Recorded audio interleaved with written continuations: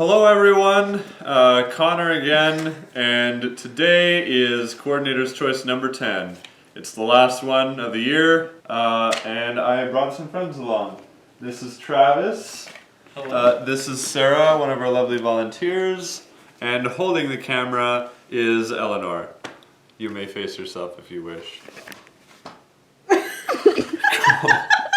Alright, we're gonna get right to it. Alright, so I'm over here. To preface this, we've all washed our hands, we're clean, and we live and work in the same place, and we have for weeks. It's okay. So, for Dutch Blitz, everyone has their own deck with a different color and shape. There's the pump, the bucket, the plow, and the carriage. That doesn't really matter, it's just like any board game, that's just you. This game can be played in groups of 2 to 4. There's also expansions you can buy to play with up to 8 people. Okay, let's get started. So how the game is set up is you count out in a group of 3 to 4, 1, 2, 3, and then you flip, those are all face up. Now these are called your post piles. Why? Who knows? The most important one that you're going to keep track of during the game is called your Blitz Pile. Now that will consist of 10 cards, which you also face up in a stack next to your post pile. Then you have what's called the wood pile, which is face down in your hand. In the rules, if you're left-handed, it can be on either side, it doesn't matter. Some people are sticklers about that. As the game plays, you'll pull out 3 at a time, flip them over, and then you can work from there. So, the goal of the game is to get rid of your blitz pile. If someone has a 1, actually let's use Travis as an example. So he's got a 1 in his blitz pile, he can just put that in the middle. And then if anyone else has a yellow 2, we'll go up and then we'll stack in ascending order from 1 to 10. You can also blitz by putting your last blitz card into one of your post piles. Yes. It just has to not be in the blitz stack. Yeah, this stack just has to be gone. It doesn't matter whether it goes on the table or in a stack or anything like that. It just has to be gone from here. There's a popular house rule that says if the numbers added up in your post pile is under 10 or over 30, you can shuffle them in and redeal yourself, because usually that ends up either giving you an unfair advantage or disadvantage, so it just kind of balances the game out a little. It's optional though. The fun thing about Dutch Blitz and what makes it so exciting is that everyone plays at the same time. Okay. Now, to help you clear your blitz pile, you can play either from the pile itself or from your post piles or from your laid down wood pile, because every card you put in the middle is like 1 point for you. That's why the key to success is usually speed. So let's pretend this blue 9 I have, if I can get it off the table, was a 1. I put that in the middle, and now I take the card from my blitz pile and refill that space, and so I can keep shuffling over 3, and then continue that way. And once one person gets to the bottom of their blitz pile and there's nothing left in that stack, they yell blitz, and then all play stops. We count out however many cards of each color is in the middle, and those are the points awarded to each respective player. If anyone has cards in their blitz pile left over, they each count 2 against you.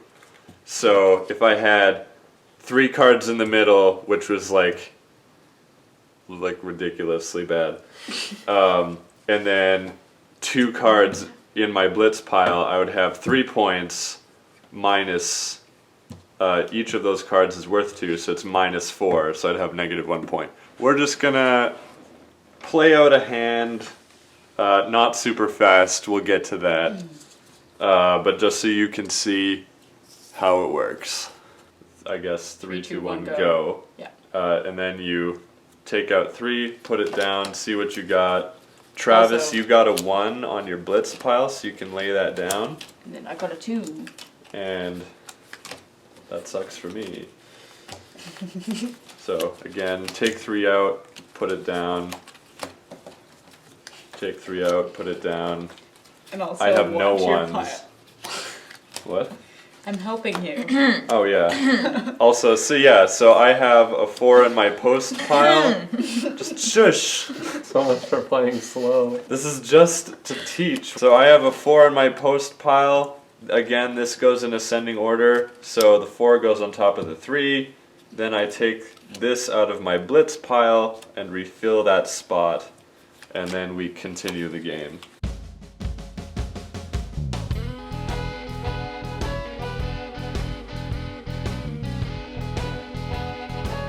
You guys are like, I have to win! That's how you play Dutch Blitz. Yeah, but You play it at speed.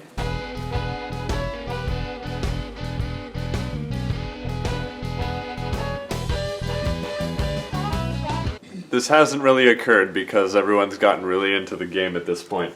But if everyone goes through like 3 rounds of just flipping their wood pile over and then no one can play anything, then everyone's like, all right, hold up.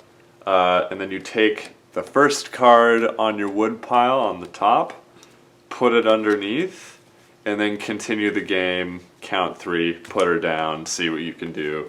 And then that usually gets the game going.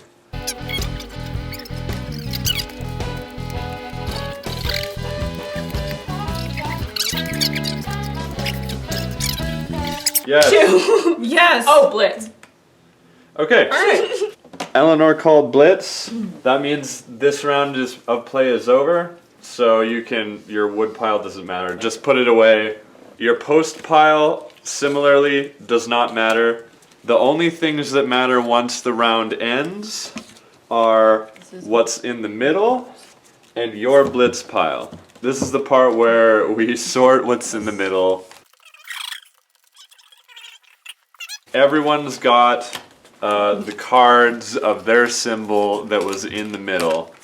And then we just count them out. I got 11 points. I foresee myself being summarily destroyed. 21. 5. Eleanor got 12. 21. You got 5? What? 12. Yeah. Now what we do is you count out what was in your Blitz pile. And then multiply that by 2 because each one is a demerit of 2 points. You basically subtract that from the points that you got. I do not remember. You had 11. I had So 11 11. minus 12 is -1. Yeah, so I have -1 point at the end of this round. At the end, doing all the math, I have 5 points. I got -2. It's golf rules, right? I'm at I'm at 21. Quick review of board setup. Your post pile with 3 to 4 people is 1, 2, 3. Those are actually supposed to be face up. You have to reshuffle. Yeah, because that's 24 plus 9. 24, oh That's yeah. 33. Everyone threw a hand? Now I am. Cool. Sarah, will you tell us how stacking works? Yes. All right. So stacking, basically, the way that works is if you have your post piles and you've got your Blitz pile. And so if you're not getting anywhere with your wood pile, like you're going through and there's nothing is coming up that is useful to you, what you can do is called stacking. And the way it works is there are basically 2 rules. So every card you stack has to either be girl on a boy card or vice versa. You can't stack like a girl card on a girl card or a boy card on a boy card. The other thing is it has to go in descending number order. So this is actually perfect because I can put a 9 on a 10. And then what it does is it frees up a spot in your post pile for another Blitz card to go through. And now I uncovered a 2, so I can put that out. And it just gives you more space to work with your Blitz pile. You can also stack cards from your wood pile. So I can put this 8 here, and then that basically will like kind of reshuffle the wood pile, so it gives you more space to work with. Now, the bad part about this is now, so I have these 3 here, I can only play the 8 and then the 9 and then the 10. So if this gets up to an 8, I can't take this card out from the center and play it. I have to play the 8 and then the 9 and then the 10. So it can be really useful for you if you want to give yourself more space to work with and actually get rid of some of your blitz pile. I've seen games where people have used up their entire blitz pile stacking and then just put out a couple cards near the end and then won the game that way. But there are also times where you just need it to like get a really high card off of your pile, so you can get a 2 or a 5 or whatever. So question. Yes. To blitz, get rid of the blitz pile, do you also have to get rid of the stacks then? No. You just need to get rid of these cards. That's why if you end up stacking, so imagine I ended up stacking everything except for this card, and everything else was in stacks here. If I put out this 5, I've won. That's blitz. That's the end of the game for me. Okay. You don't have to get rid of the stacks. And for those of you at home who don't have a deck in front of you, when she was talking about boy and girl cards, they'll have like little Dutch kiddos on it.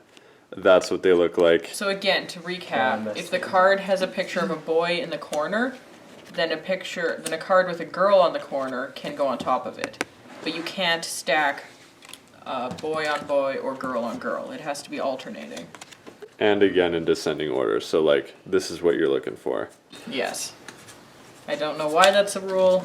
It just is part of the game. For the sake of time lapse, we're going to play a full hand with all the rules, and I'm going to try not. What am I doing? I'm going to try not to deck the camera in the process. 3, 2, 1, go.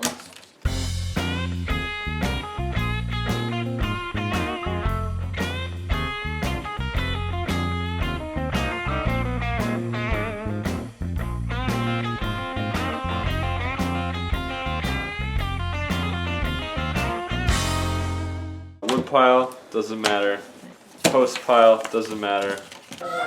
Okay, that's the game. Thanks for joining us this summer.